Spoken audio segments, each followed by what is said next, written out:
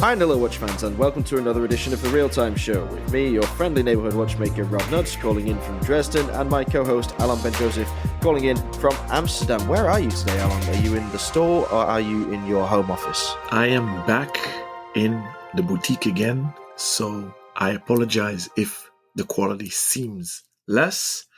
I'm finding my way around improving the quality at my end of this show. Yeah, it's definitely taken a step up recently, and we've done that because we've been listening to our listeners' feedback, and obviously everybody would love to hear improvements in the audio quality, so we're trying to do that. People have responded very well to the interviews. The live on location episode with Fortis last week went down a treat.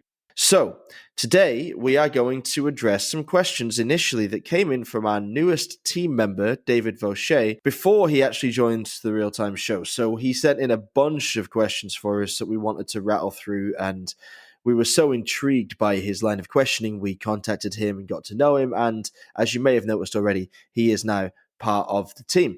So Alon, I will let you start at the top of this and read the first of David's. How many questions did he send? Was it 3? Yes, very extensive one. So I think we'll chop it up again, like we've done on previous episodes.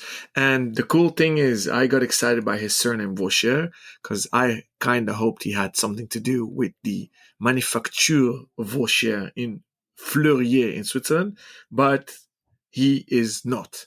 So cool name. Definitely deserves to be active in the watch industry. Maybe once upon a time, his family, I mean, like I say, the pronunciation of his name now is Vaucher, and we've always pronounced the manufacturer Vaucher. So there might have been a deviation at some point where like they split and the pronunciation changed slightly, but you've got to think that at some point in history along the way, there's a connection there, and he's now returned rightfully to claim his horological throne. And you can find him on Instagram at DAVAUCHER. His first question for the mailbag, very good one. In watch circles, we often hear, "Oh, I wish such and such model didn't have a date." I find dates incredibly useful. I also have to believe that, given how long large watch companies have been in business, they know what they're doing and there's a rationale for opting for a date. Given both of your commercial experiences, can you please confirm or deny that watches with dates sell better than those without? Rob, honor is yours. Oh, damn it. I was kind of hoping you were just going to carry on and answer this one for me because it's not really clear which way it goes. What is clear is that the opinions are strong on both sides. And you will hear the same arguments from different people about the same watches. Oh, I wish it had a date. Oh, I wish it didn't have a date. Oh, I'm glad it's got a date. Oh, I'm glad it's not got a date.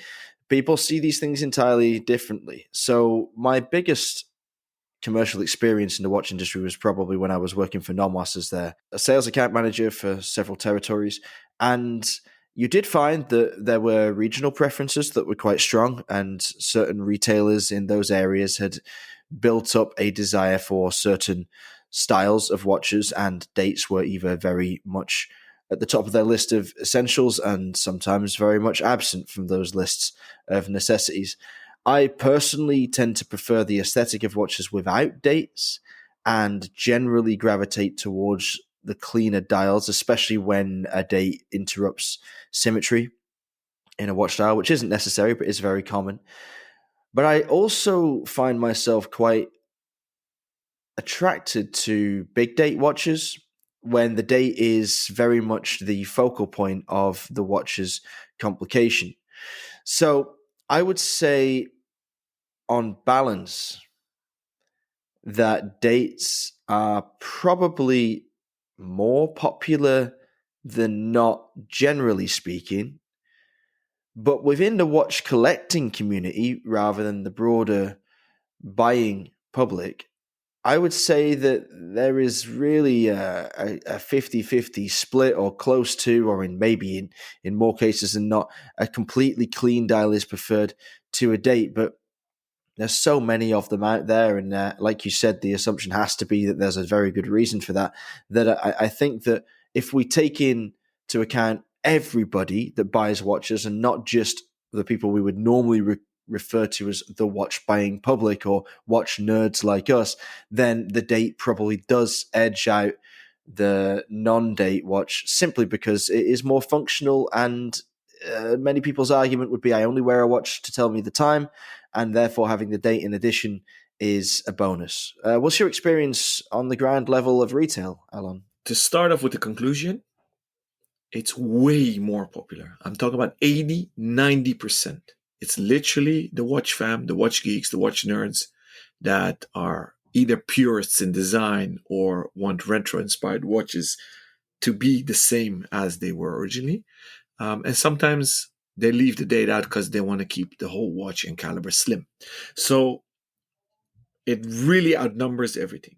But let's analyze where his question comes from. We are seeing a surge in more watches being released without dates. And we know that technically these calibers either offer the date functionality or they simply don't use it and the movement has it, or they eliminate it, right? And well, you're coming from Nomos and that's how we met. It's interesting because Nomos's first, let's say, complication was adding dates, right, to their watches because they started off with calibers with no date. Right.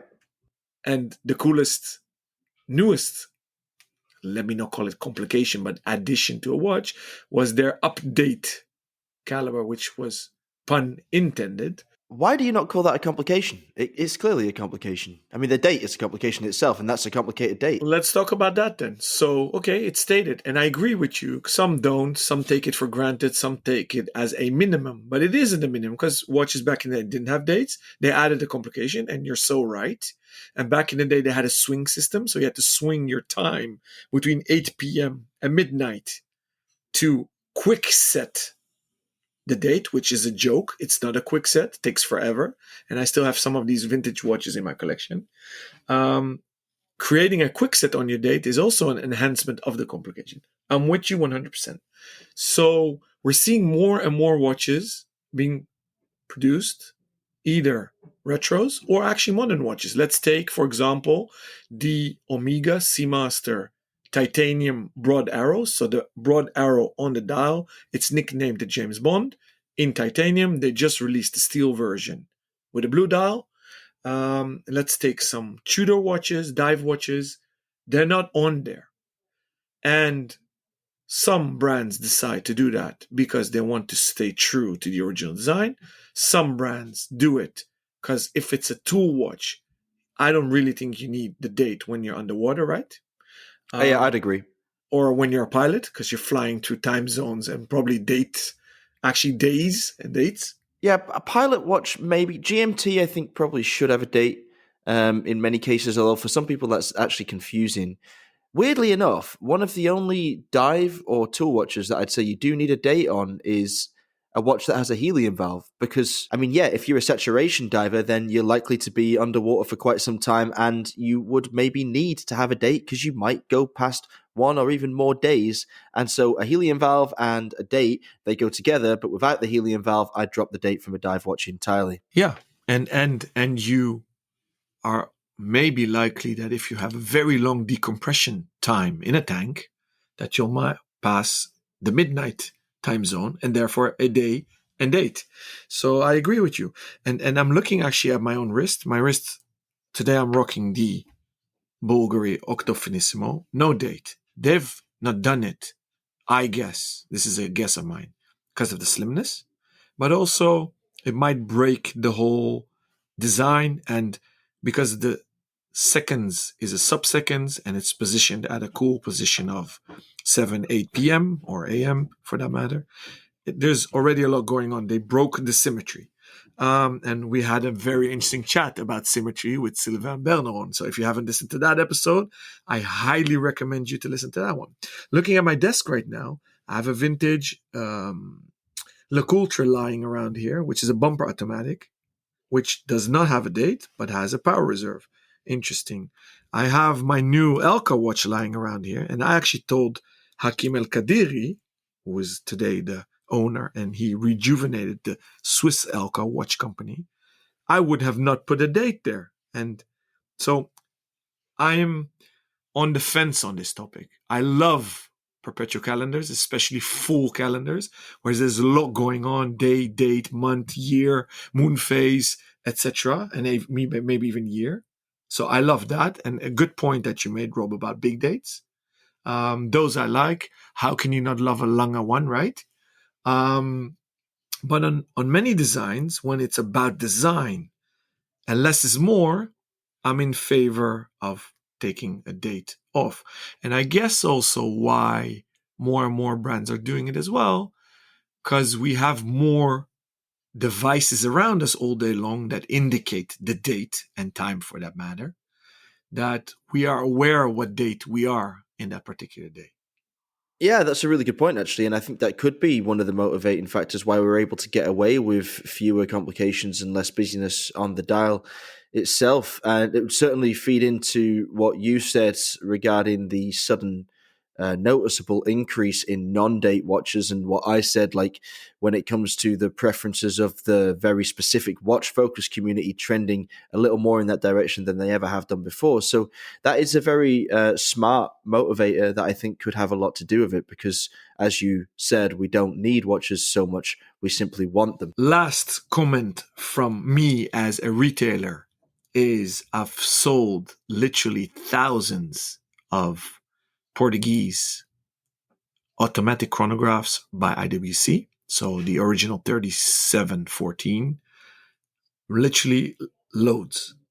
But I lost a lot of sales because it didn't have a date back in the day. Therefore, IWC made it a point for the Portuguese automatic, which is the famous 7 days caliber, their 5000 caliber. They made it a point that that watch has the date to capture all those Portuguese lovers that do not buy the chronograph because the lack of a date. So the brands literally listen to the market. Well, that's good to hear. That's always nice to know. Yeah. So let's move on to the second question. Rob, you're on it to read it out. Okay, so number 2 on David's list is, in your opinion, has the hype cycle of the last few years been a net benefit or a net negative for the watch industry? Question mark. On one hand, I'm happy the hobby is growing. On the other hand, perhaps the direction it's growing into, i.e. watch companies milking certain models rather than experimenting, is not the healthiest. I'm curious to hear your take on this. Alon, would you care to take the first position on this one? Sure. My initial reaction is it's a good thing, because all attention to watches, watchmaking, watch industry is good. It seemed like in waves the watch industry almost died. Well, it didn't seem, it almost died in the 70s, being rejuvenated by the Swiss and Japanese with Quartz, Swatch, etc. We had a renaissance in the 90s. We had a renaissance in the 2000s, 2010s. And then it went ballistic the last few years. So in the beginning of the 20s. So much that I do understand why David is using the net negative implication, because I guess he's referring to watches being commoditized. And we've discussed this on earlier episodes. I am not happy that wristwatches, these marvelous pieces of art, are being commoditized. So 100% used as a currency. So used for payments, or they're being bought for speculation. That for me is negative. It seemed a big part of the ballooning and the blowing up of the watch industry was fueled by that, but definitely not solely by that. And the positive thing is that it's cooling down right now. And what we're seeing is a demise in that speculation and not the passion for watches and watchmaking and watch collecting. So looking at that parabolic behavior on a graph, I think the net result is growth of appreciation and passion for watchmaking. So that's a very, very, very good thing. Now, going to the second part of his question, stating that companies are milking certain models rather than experimenting. Let's get one thing straight. Watch companies are, as far as I know, all of them for profit. They're not non-profit organizations. So of course they're milking because that's their task. Now, that second sub-part of his second question, which he says experimenting more, should they be experimenting more? Yes, I do think so. And I've stated this on previous episodes. I do find that a lot of brands are complacent. They're doing well. They are milking their archive. What do I mean? They're reissuing retros, retro-inspired copies of vintage watches. That's cool if you also make modern and new watches. And I do think brands should be experimenting more. Obviously, some of them are really pushing the boundaries. And we had the honor of many of those founders on the show. Who am I talking about? Think about Uhrwerk, Moser, MBNF, etc. So those are my 2 cents. Rob, I would love to hear your opinion. Yeah, I think I'll pick up where you left off, because that's the entry point of this question for me. The really important one is, should brands be experimenting more? And you're absolutely right that a lot of the major brands that are clearly milking the hype cycle are not pushing the boundaries of design as they did in earlier years, when it was more necessary for them to create a distinction between their wares and those of their competitors. But what this hype cycle has done is created a vacuum in maybe not just the entry level, but also all the way up to the smaller independent watch brand level, which has been filled by a great deal of brand new and very creative brands. And you mentioned some of the independents that have managed to succeed in this era by bucking the trend and creating novelties. And we've also seen some exciting newer brands like Arcanaut, maybe, or with the unusual case shapes, and Anodain with a reversion to classic enamel dials, which was never a trend that anybody really saw coming until, they plopped it right back on the map there. So there are benefits to the big boys, as it were, just playing their little profit game, which, as you also correctly mentioned, is exactly what they should be doing in the short term, at least, because their job is to make money for their owners, shareholders, employees, and so on and so forth. But yeah, there should be a little bit more of a long-term approach taken by some of the more established mainstream brands. I think it would be nice to see something very, very new from Breitling, or very, very new from Rolex, or very, very new from Omega, rather than just reimaginations for the most part of their older brands.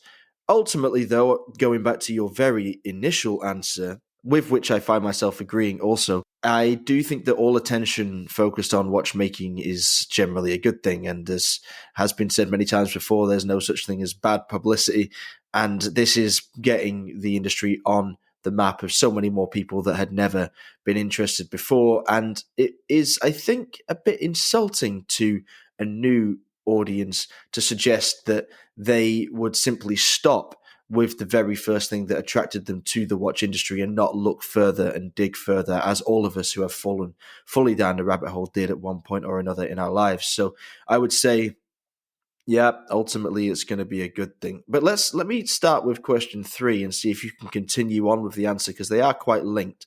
So on this topic, let's assume that some of the people who got into watches purely for speculation, so those people that only bought, say, a OP36 Tiffany blue, and I say that in inverted commas because I know that's not its official name, will leave as the tides recede. David's feeling is that if you count the people left, the hobby has still grown rapidly in the last few years, perhaps much faster than the industry previously anticipated. But do you agree that this is true, Alon? And if so, will we ever end up at a point again where one can reasonably expect to walk into an AD and purchase nearly any model without a month or year long or longer waiting list? And in brackets, I understand some waiting is necessary as holding inventory is expensive. Okay, is that an even... Okay, there's an addenda to that, which maybe I'll get to after you've answered that question. Go ahead. Okay. So, to summarize my answer, yes. To chop it up. His first part, so those people that are leaving because they entered the game for speculation. That is happening, and that's a good thing, in my humble opinion, because watches are not per se commodities. It's a good thing. It's a good thing that they relatively hold their value very well. It's an expensive hobby, but because of that fact that they retain their value relatively well, it makes it a sustainable and long-term hobby. And it's okay if you buy something and you don't like it and you sell it. It's okay when you buy something in an impulse online and you've never tried it. You get the watch and you flip it within a day. That's okay. And again, who am I to judge? And I don't judge. But if you run into ADs and buy watches with the sole purpose of grabbing the delta, as they call it in financial terms, that's the difference between values in the market, right? Buying low, selling high. That's, I don't think, what watches deserve. So he continues, David, by saying that his feeling is that those people that are left, it's still a growing hobby. And I agree with that. And is it perhaps faster than the industry anticipated? Definitely. The problem with COVID was that besides the anticipated growth of watch making and collecting, it was double digit, but maybe 10, 15, 20%. Due to COVID, two things happened. Supply chain problems worldwide in any industry, including the Swiss or any watchmaking industry globally. It also boomed collecting. People were stuck at home. One of the catalysts is Instagram. Very visual. People are posting. You didn't have time to go window shopping physically, so it went all digital. That also created a lot of education and content and education, therefore. So people got schooled. It fueled passion, and obviously there was a lot of residual income that went to luxury instead of daily dining and wining and holidays. So and that, I don't think, was a fad. It literally created a lot of new collectors, which I think is a cool thing.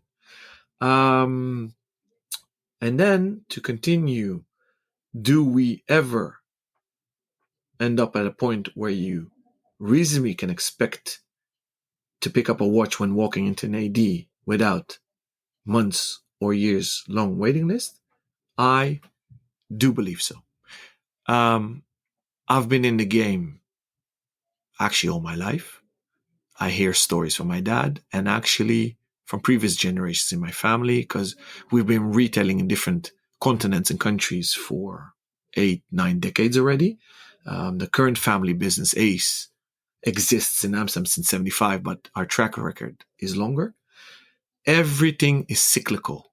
And if we look at historical data, any economy, global economy, but also in the watch industry, everything is an ebb and flow, and everything will go up and down. I, even in my life, remember two phases that you could walk into a Rolex AD and purchase a sub with discount. You could get Daytonas, not with discount, but 1 or 2 months.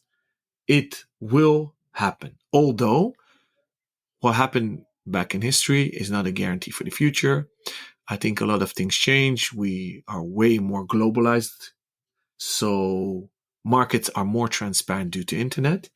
But trends come and go. Brands that are very popular today will become less.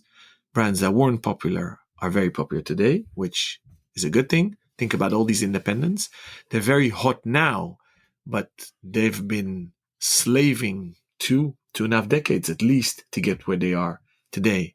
And I'm very happy that they get the recognition they very much deserve.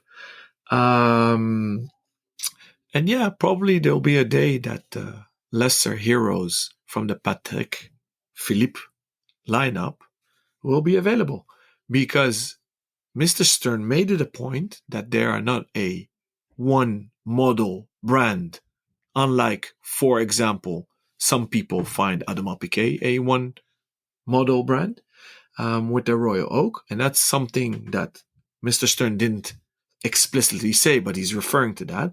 And that's why he took out the 5711 Nautilus, and then it came back rather quickly, I think, but in white gold, and with a different reference number, which I don't recollect the number.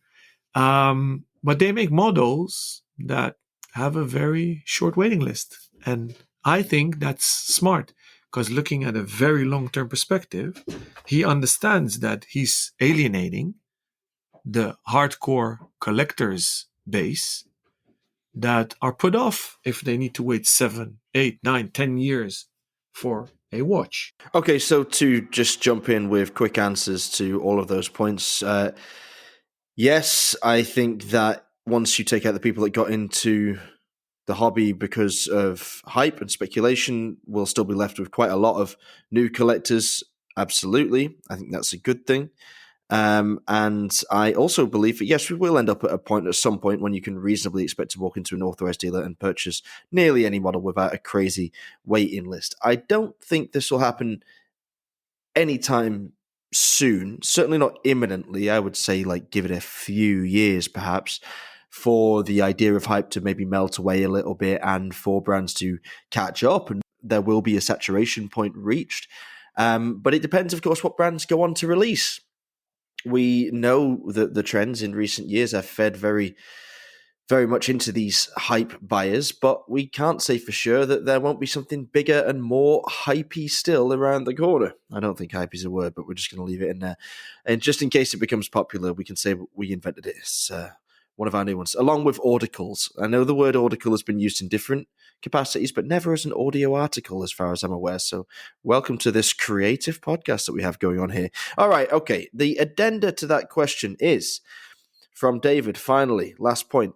Is this, and by that he means a situation in which one can go into an AD and buy a product that they want, even a state the industry wants to go back to? Or are brands now used to and happy with a position where watches are scarce and people trip over themselves to get their hands on one? So I will quickly answer this and then throw it over to Alon. And I would say yes and no.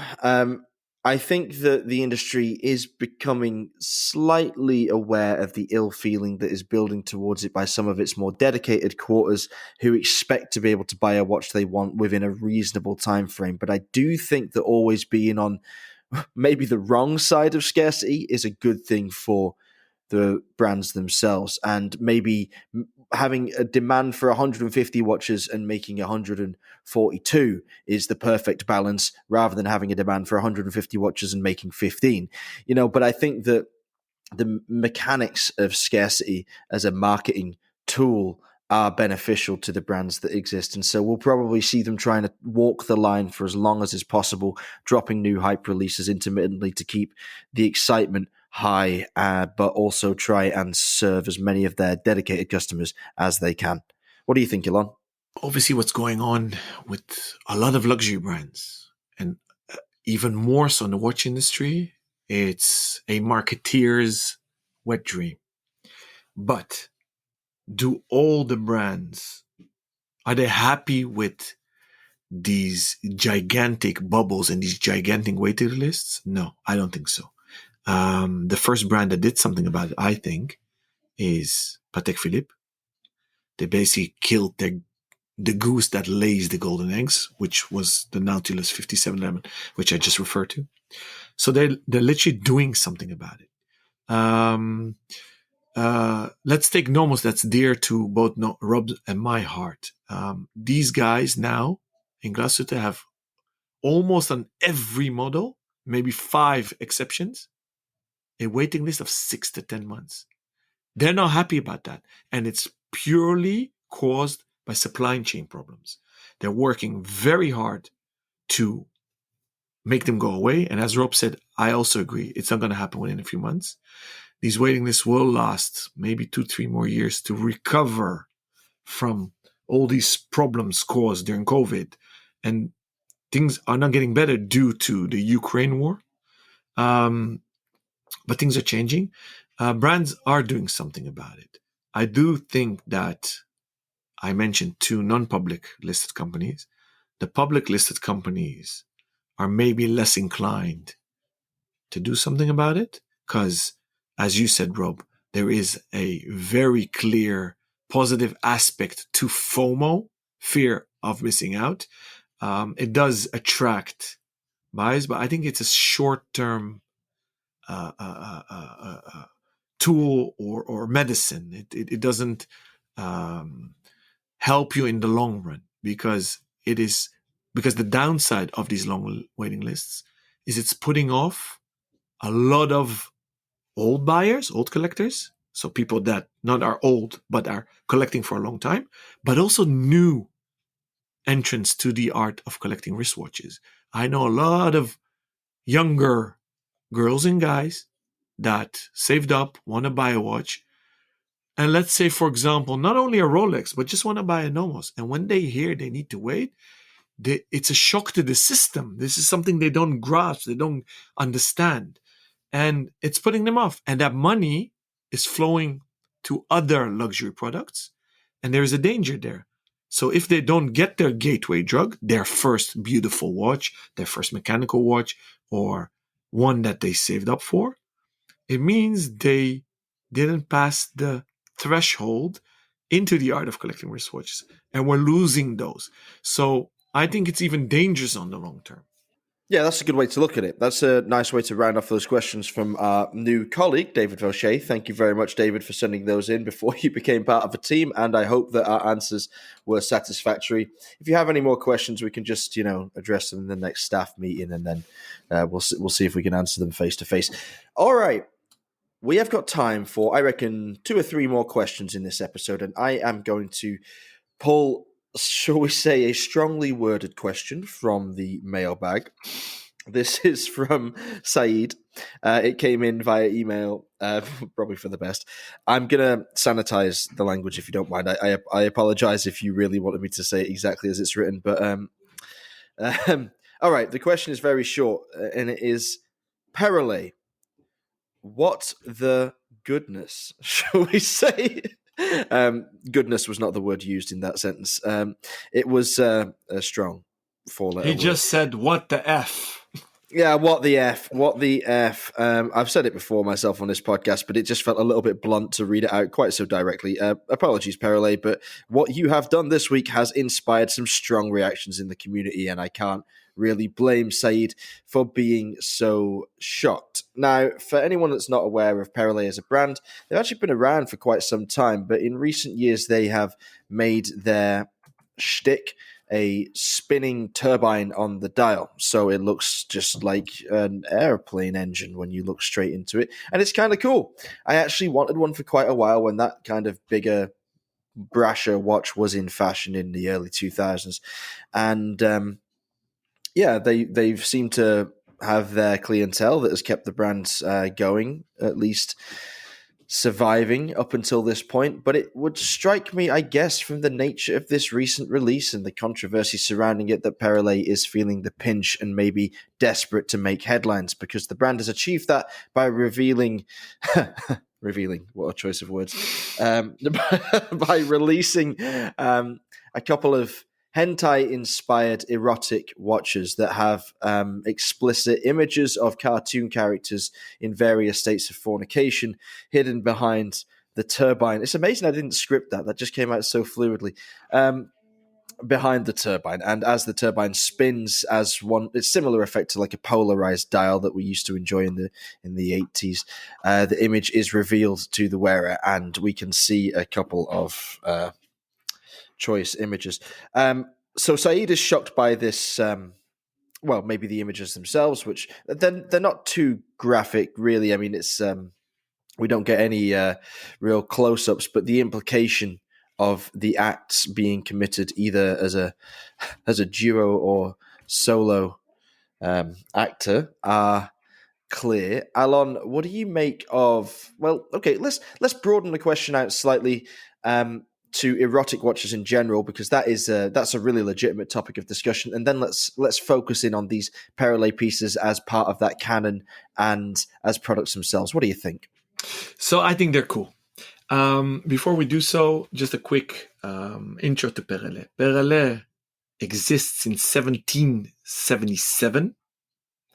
And I think they have a claim to fame that they made the first automatic watch, but we're not going to decide today if that's true or not. But they've been around. They made a turnaround. I actually have a buddy who owns the Perrelet version with the US flag. So I've worn it for some days. It's actually a cool effect. So when that rotor, which is basically half the dial, spins around, it's 360 degrees, the full dial, it creates an stop motion movie, basically. So that's cool. Now, these erotic watches are originally called pièces érotiques, and they've been made since the 17th century. Okay? It's nothing new. It's very old school. They used to make them on pocket watches. They were often hidden on the case back or under a hunter pocket dial style, so it's a cover or at the back of the watch.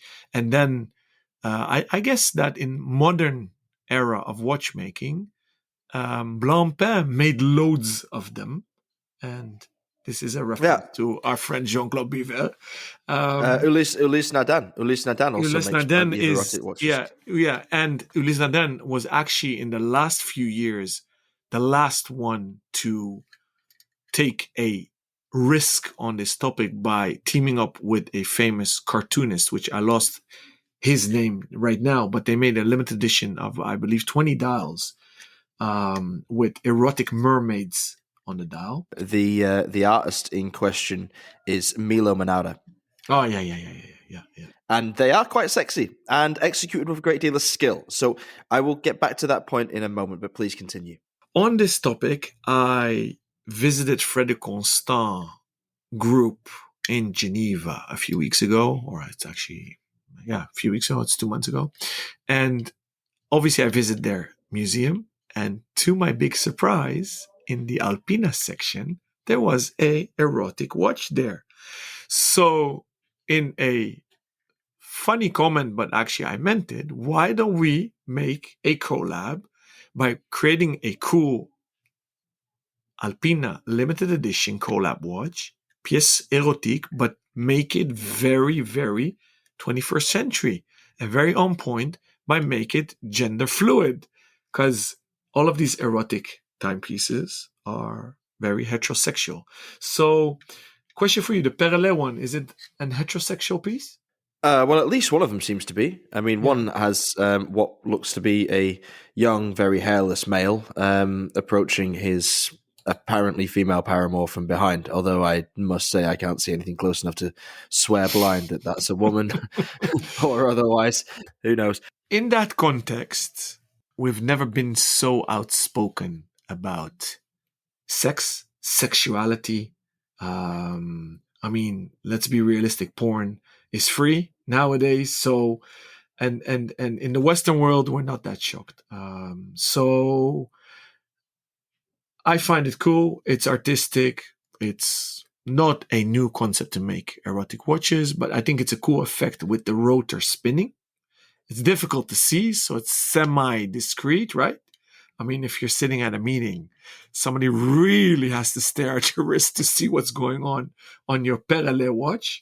So yeah, and but I do think that brands should push it really forward and make it very 21st century and make, let me summarize this, gender fluid-ish editions. So explore all sides of the spectrum of sexuality today. Well, yeah, that could be one way to put a positive spin on this release from Perrelet. I'll say this about traditional erotic watches: they have always been a source of much amusement, but also I think what really always enabled them to get away with it, as it were, was the skill that was applied to the execution of the image, often enameled, sometimes even animated in the case of say some of the 5-10 year Ulysse Nardin automaton watches that included these erotic scenes. I think that the turbine is a nice touch because, as you say, it does add an element of discretion, and that perhaps a Perrelet is not a terrible canvas upon which to bring to life an erotic scene. I think that the scenes that we're talking about here with the sort of manga style images are a bit cheap. If I have to say one thing about it, I think that they could maybe have been done in a little bit more of a tasteful manner. And maybe it sounds a bit hypocritical because I'm all for the Milo Manara lesbian mermaid underwater fornication scenes when it comes to Elise Nadan, and that certainly wouldn't be for everyone, I guess. But this is it just seems a bit too easy to me, and I would sort of react similarly to Saeed, like, okay, yeah, this is not the classiest execution of the erotic watch concept, but it is a different take on it. It's a bit more futuristic in its execution, and if people are fans of the Perrelet aesthetic, which in itself is rather unusual, and were seeking an erotic watch, then by all means, you now have the option to explore that. But just to draw like some direct comparisons, if we were to take an animated automaton, that's the word, an animated automaton erotic watch, a enamel dial erotic watch, and this cartoonish but hidden discreetly style, I would probably go. I think the top of the tree will always be the automaton, because that's the artistic craft, right, really realized at such a high level. Then I'd go for enamel, which I'd probably more likely wear myself, I'd have to say. And then this is just, yeah, I'm sort of the opinion it's slightly scraping the barrel and seems a bit desperate. But whatever, it's something new, and if it appeals to somebody, then it has a value in itself. So let's go on to the next question. Another controversial watch, but for a very different reason. This one came into your DMs on IG from Giovanni in Milan, and Giovanni says, what did you gents think of the Moser Genesis watch? Interesting topic, and you're very well positioned to answer this question given your crossover into the digital world. Yes, so Giovanni knows that I am a big fan of Web3, very active also in that domain and related to the watches. I'm proud to be an advisory board member for Origin Foundation, a Swiss foundation. So I follow that trend very much so. It's an fugly watch, but the concept is so cool and it's so Moser. What did they do? They created a watch, I believe 30 pieces, limited edition, where they created a bezel that is basically a 3D QR code. So it's not flush, it's not round, it sticks out. And that motif is laser etched into the glass, if I'm not mistaken. It's not printed, it's etched.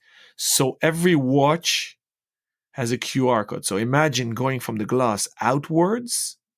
It's not a perfect square, but it's a bit Minecraft-ish. So it's very pixely.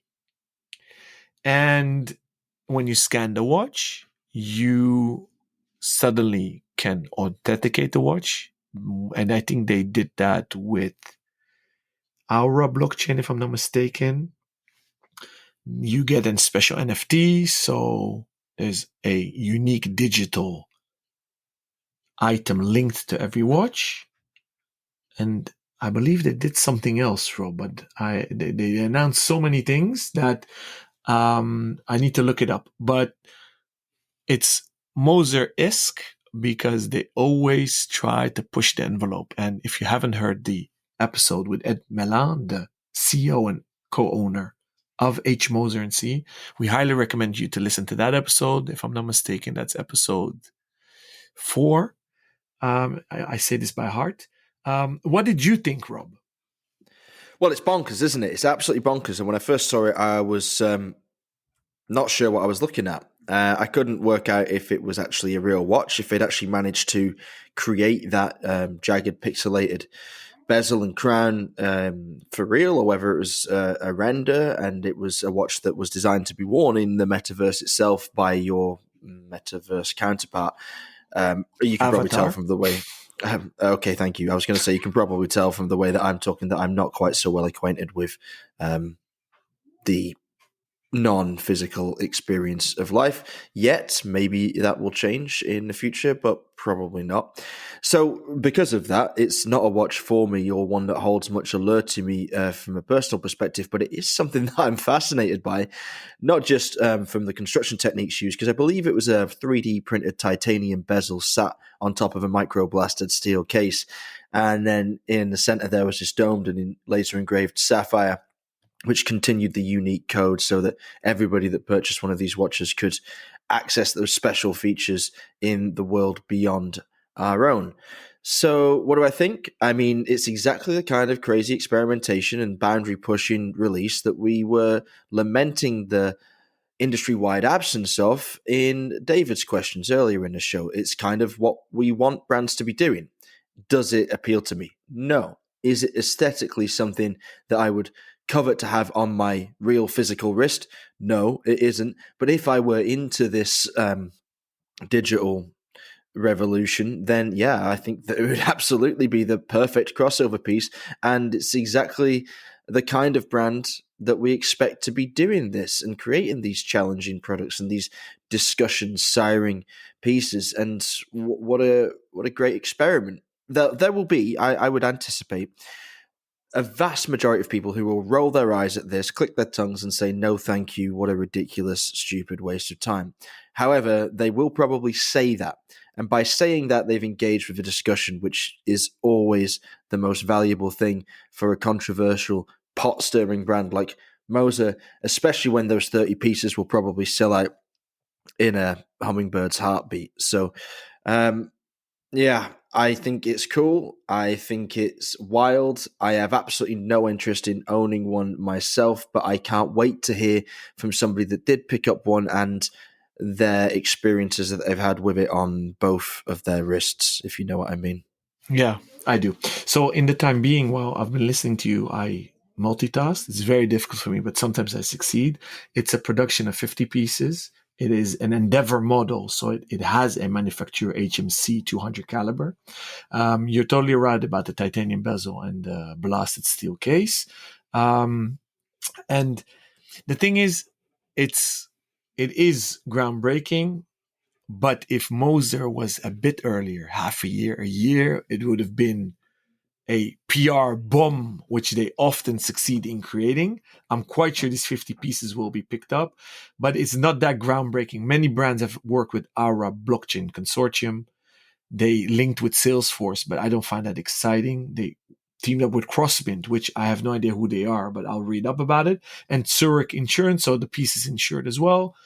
You can meet the team in the metaverse. It's a pity. If they would be a bit earlier, I think it would have made a bigger splash. Still, I think it's cool. They did it. It fits with their DNA. It fits with all these hot potato watches, these watches that stir the pot, let's say. So I hope that gives you your feedback, Giovanni. I would love to hear what you think about it. Rob, I think we have time for one more. Gary Sutherland sent us a question on Instagram.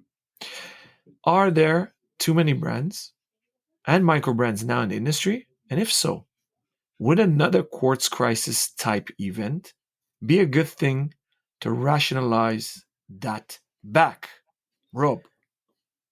Okay, well, this is from Waki, our hero on Fratello, basically the number one commenter on the website, a good friend of mine. I've actually met him in real life, which is always a pleasure when you get the chance to meet the people that you've been communicating with digitally for so long in person. And this is a really good question, actually. Gary and I have talked extensively about the lack of luxury quartz watches in the industry now, how few there are, how few major brands seem totally focused on giving us that option. And we often reference my attempt at convincing Vaucher to create a Quartz version of the new 222 to really put the cat amongst the pigeons, and how they found that less than amusing. And I think that, okay, there's two parts to this question. Okay, first, I'm going to answer the second part first. I think another Quartz crisis type event, or shall we use the flip side, the positive term for it, the Quartz revolution, I think that would be really cool. Yes, I do think there is a space for that, and I might even get myself behind it because I want to start a luxury Quartz brand that brings a great deal of handcrafts to the case and to the dial and to the hands, but to use a luxury souped up Quartz movement with like a new top plate to make it look beautiful, maybe add some extra cap jewels for dust protection, maybe a new battery cover to keep things elegant and make sure that there's less chance of leakage in extreme temperature changes, that kind of thing. I would love to see that. I think there's a gap in the market. I cannot say for sure whether I think that a brand that pursues that avenue of product development would also need to have a established history in the mechanical watch world also to get the necessary traction to create that big noise. So let's take a brand like Schwarz-Etienne, for example, that's known for its movement production. You know, Schwarz-Etienne produces super duper Quartz watch, takes 2023 by storm. That's the headline. Interesting. Okay, people would be like, oh, well, they've got like centuries of history in watchmaking. Maybe that's something worth checking out. If I came out of a brand new brand, I definitely won't call it Nuds. Don't worry, I won't inflict that upon the watch world. But if I did come out of a new brand and the first thing I did was like a 9,000, 10,000 euro Quartz watch, which basically had a modified ETA module with some like fancy top plate, people might not be so receptive to it. But I'd be willing to try, and I may well try, because I do believe that there is time for that and there is space for that in the industry, and some people would see the value in it. To his first point, are there too many brands and micro brands now in the industry? Well, I think there are too many micro brands, that's for sure. And bear in mind that I draw a very strong distinction between micro brands, small independents, and then, of course, established group brands. So established group brands, there are quite a few of those I could happily see the back of because I think that they don't add much to the conversation. Small independents, probably my favorite section of the watch industry. You can't have too many of those in my mind because they always do something worth talking about. Micro brands, as in very generic, produced on faceless Chinese CNC machines, just with a press of a button. How many do you want? 10,000, 1 million? Yeah, whatever. Here you go. Selling 10 a penny in high street retailers. Yeah, there's way too many. There's way too many people having a go because they think that there's something that they can exploit in the market. Like, do you remember a couple of years ago, Filippo Loretti was like on everyone's lips, the brand that took Kickstarter by storm and made millions because they wanted to democratize luxury. And I mean, that in itself is a statement that doesn't make much sense to me. But the watches that they put out were so blooming useless that I'm glad to say they have faded from the public consciousness now. But they hoodwinked so many people into buying those pieces because they were like, oh, we're going to change the industry. We're going to disrupt it. We're going to turn it on its head. It's like you did basically nothing new whatsoever. And the aesthetic is, well, each to their own. For me, it was not something worthwhile whatsoever. So yeah, if there was a way to sort of weed out some of those jokers and be left with only the guys and girls that are doing exciting or challenging or novel things in the industry, I'd be all for it. Where do you come down on this question, Alon? So I don't think you ever have too many brands, okay? And I'm saying this as a watch nerd, a collector, because I love to be surprised and I love when people innovate. Do we need another micro brand that makes a dress watch Calatrava style copy? No, I'm not waiting for those. But if you bring something new to the game, that's cool. On topic of your Quartz essay, I'm definitely not against Quartz watches. I own a lot of them. I'm not a horological snob where it needs to be mechanical or nothing else. But I do think you need to use quartz watches for the right reason. And one of them is, for example, when you want to make a sports watch, it needs to be shockproof. Nowadays, we have a few automatic calibers that can withstand big shocks, for example, playing golf. But I'm always careful to advise people that it's not a guarantee that they're shockproof. Now, the coolest quartz watches that are still being produced today, I think, are the Breitling Aerospace and a Grand Seiko quartz caliber. Before I ask you what you think are the coolest quartz watches that you have not designed and produced yet, are yours, I do want to say, yeah, you're right. Vaucher should bring back the 222 in quartz. Why not? If they're making a replica of an OG, why not? Why did they act so surprised when you proposed that, Rob? Well, I think I ran into the wrong gatekeeper because the person I was speaking with had very strong opinions about Vacheron and Quartz. They said to me that Vacheron has never had a quartz movement and never would, and the 222 has never been a quartz watch and never will be. And I said, well, you actually have quartz movements in your ladies' collection right now. Two-handers, actually, that we could easily just cherry pick and use in a 222 case. It's only 37 millimeters, of course. I suggested doing the 222 in titanium with a rose gold Maltese cross on the case and then on the case back in the middle. A closed case back is all I was suggesting. So you have the technology in there. And I said the 222 also used to have quite a few quartz pieces in the past. And that surprised the person with whom I was speaking. I was heavily advised against pursuing the line of inquiry, which, perhaps suggests that they might do it themselves in the future, or they were thinking of it in some capacity and they just wanted to put me off. I don't know. But I think it'd be cool as hell. I'm standing by it. I think a two-handed titanium, like 222 with a quartz movement, and you could probably sell that, given what the 222 in gold went for between 10 and 15,000, and people would buy it because of the relative touch point that it has in the industry. But I don't know. Even 10 would be, 10 would be cheap, I guess. Yeah. So I always remember that there were Vacherons with quartz movement. So it surprises me that they said that to you. And for that matter, Holy Trinity-esque brands all made and maybe still make quartz movements. I mean, for those that are not that familiar, Rolex used to make quartz movements, Patek still does, and they used to make watches for men or bigger watches with quartz calibers. So yeah, I think both of us are definitely not watch snobs that frown upon quartz. So my initial question was, Rob, what do you think that are today the coolest watches out there with quartz calibers? Well, you said it, didn't you? I mean, it's the Breitling Aerospace. I think that's the answer. It is the coolest, and it has such a nice little community of obsessive fans around it, and especially all those great special editions that were done in the past. And I still covet the Flying Monsters edition that I did have a brief opportunity to buy on Chrono 24 for €2,800, but assessed it to be a little bit too expensive for a pre-loved Aerospace. I do regret it, because I love that model, but I stand by that assessment that it was a bit much. I picked up my Everest Skydive Special Edition, one of only 25 pieces, for actually €1,500, brand new.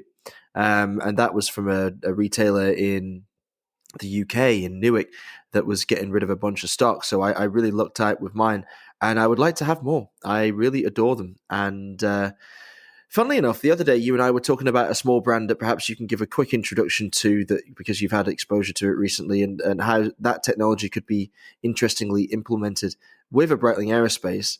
And that would be something I think the listeners might be keen to ponder. We discussed Sequent. I think both of us are not fans of smartwatches, and I got introduced to Sequent actually by the CEO, and I actually have one of these watches now because I love to test and wear what I don't know. And I was positively surprised that they made not only watches with solar power, which many brands do, and Citizen has been doing for decades. Think of the ProMaster dive watches, for example. They basically use a kinetic technology. So the watch has a rotor. It's not an mechanical automatic watch. It's a watch that has a rotor, like an automatic watch. And by spinning it, it drives a dynamo. So it generates power and therefore electricity, and that powers the smartwatch. What surprised me is that they have a horological approach to smartwatches, which means proper watch cases, well designed, well made, nice bands, but it's a closed dial. And there is no digital aspect on the dial. And they just have a hand for the hours and minutes and a retrograde styled hand, which has several functions like how many steps you made, how much battery does the watch have left, and you can put it to a sports mode.